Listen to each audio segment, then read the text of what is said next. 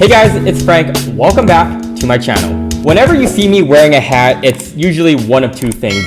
It's either I am due for a haircut or I'm just too lazy to do my hair for the video. And this time around, well, quite honestly, it's both. So while I was online booking my next hair appointment, I stumbled upon this new blog article written by Narcity Toronto. And for those of you who don't know Narcity, they are a large online media company based out in Canada, in Montreal. And it was titled 15 Things You Learn Moving from a Small Town to Toronto. And immediately that drew my attention because although I didn't come from a small town, I came from a what I would consider a small city called Winnipeg. And it was such a massive jump from Winnipeg to Toronto that it still haunts me to this day. And well, I feel like it's usually the ones that come from the small town / small city that have this urge to leave that city and go to the big city. So I thought it'd be funny for this week's video, I would react to Narcity's 15 things you learned moving from a small town to Toronto. And before we dive into the video, give this video a good old smash. And without further ado, let's begin. So starting off the top of this blog, I see the title and I see a woman that is not looking where she's going in a off-road, and I'm assuming that's what would be considered a small town. And you know, it's sort of funny because everyone that doesn't know Winnipeg kind of has this imagination of what Winnipeg would look like, but gosh, that's so dangerous. Like I wonder when she was going off this for this picture, she was like, hey, get a picture of me, I'm going off the off-road, and she's not even aware that there could be a potential car coming her way. So number one on the list, they have neighbors are just strangers in the condo beside you. Actually, I kind of have a funny story about this. So it is true because I was living in an apartment for like 5-6 years, and I never once talked to my neighbor in front of me. And it wasn't until I was actually the few days when I was leaving Toronto that I ran into him because I noticed that he too was also leaving Toronto and was moving out. And it was funny because we actually had such a great conversation down the lobby because we were throwing all of our junk away. And it just goes to show that like a lot of times you just have to go out your way and actually talk to someone instead of just thinking of them as strangers. And that's something that I regret. But yeah, I guess that's the rule of thumb in Toronto. There's just so many people to the point where you just consider them as a variable instead of a person, as bad as that sounds.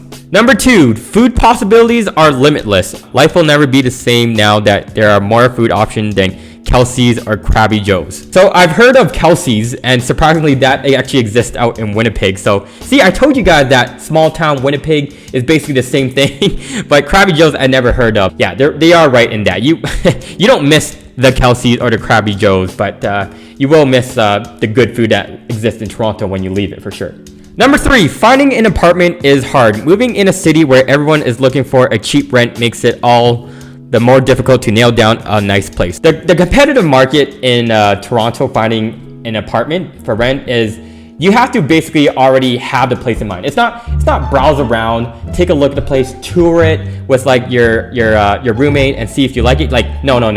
You already have to have it in mind. You already is an assumption of a yes, and you're just going there to just make sure it's not a bum place that has bed bugs. You just want to make sure that it has everything that they listed online, and everything from like having your Equifax credit report ready to go, first last month in rent. Like you already have to have that all ready to go, because if it's not you that's going to take it in the next days, it's going to be the next person that is eagerly that's wanting the same place. Number four is something that I can relate, and that is traffic is a whole new kind of, I'm not sure if I can say this word before getting demonetized. So HELL. Small farm towns mean you have to get a car to get around, but after moving to the city, you seriously question driving anywhere. Why drive with a million other people trying to get around when you could just take transit? Worst comes to worst, Uber. If I were to offer any single person that's hopping onto the TTC, hey, do you want a free ride?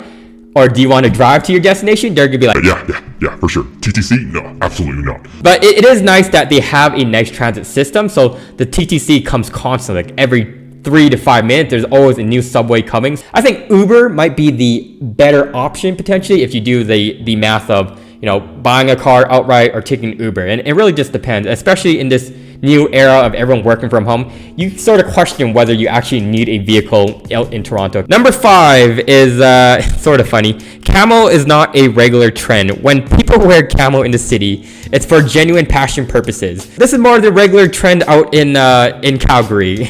Okay, I'm kind of lying. It's not like you walk on the street in Calgary, you'll see people wearing camo. But if any Canadian city, you'll see wearing camo. People wearing camo would definitely be Calgary. Number 6, silence is valuable. Before moving away, you realize how quiet your hometown really is. When I was living downtown Toronto, I was in the center core. Okay, like I was literally like 5-10 minutes away from Dundas Square, which is like the Times Square of New York, like what I was saying earlier. And yeah, never a dull moment. You can wake up at 2, 3, 4 a.m. in the morning, and you think you're like the first one waking up, like you're Kobe Bryant waking up at 4 a.m. But nope. There's someone else already Ubering, driving a car, exercising, running out in Toronto downtown. There's never a time that it's silent. So yeah, I understand when silence is valuable. Number 7, everything costs way more. Living in Toronto comes at a cost.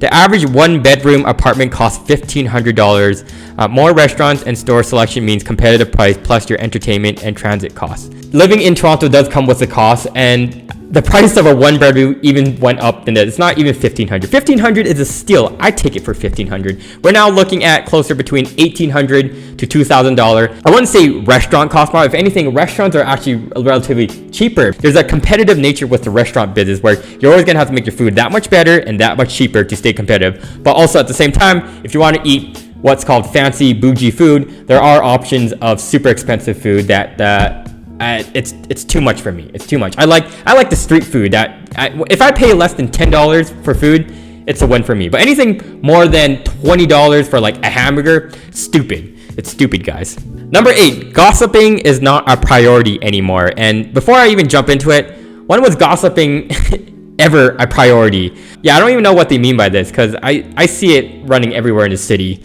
It doesn't matter what city you're living in. There's gonna be gossip in any city that you live, including Toronto. Number 9, movie theaters are no longer an hour away. Shockingly, if you're still in Toronto, it's still gonna be an hour away to get to your movie theater. It might not be that far away, but because of the traffic and all, you're still gonna be traveling about 30 minutes to an hour. Number 10, you don't have to greet everyone you see on the street. Even out in Calgary, in my neighborhood, when I'm out and about walking, there's often times where I'll see this continuous same person, and it's oftentimes that you almost have to just be like a... Number 11, we have finding nature isn't as hard as you think. Wait, what? No, finding nature is hard. And I bet like before I even go into it, they're gonna be like, oh, you have Moss Park and Trinity Park, and those are not too safe of a park. To actually get real nature, you know what people do out in Toronto? They go to this area called Hamilton, and they go there because there's like an infinite number of like waterfalls, like waterfall left and right. And if you really want to get like something even close to the experience out in Calgary, you have to go to Algonquin, which I said in my previous video is about a 3-hour drive. Number 12, your neighborhood may be bigger than where you are from. Here out in Toronto, everyone has the assumption if you're not living in the big cities in Canada and you live in the smaller cities like Saskatoon, Regina, Winnipeg, they just consider it as like farmland, cowland. Number 13, alone time becomes the best time. The closest thing that I can relate to this is going to the gym in Toronto. And if you go during peak hours during gym time, it's like, yeah, if anything, you're just smelling people's BO. To get actually like the whole gym to yourself, you almost have to go there in the waking hours of like 6 a.m., 7 a.m., whenever that gym opens. And you'll never ever be alone. There's always that other keener that's thinking the same thing. Number 14, drinking is not a weekend obligation. I wouldn't say it's a weekend obligation. I think nothing really changes.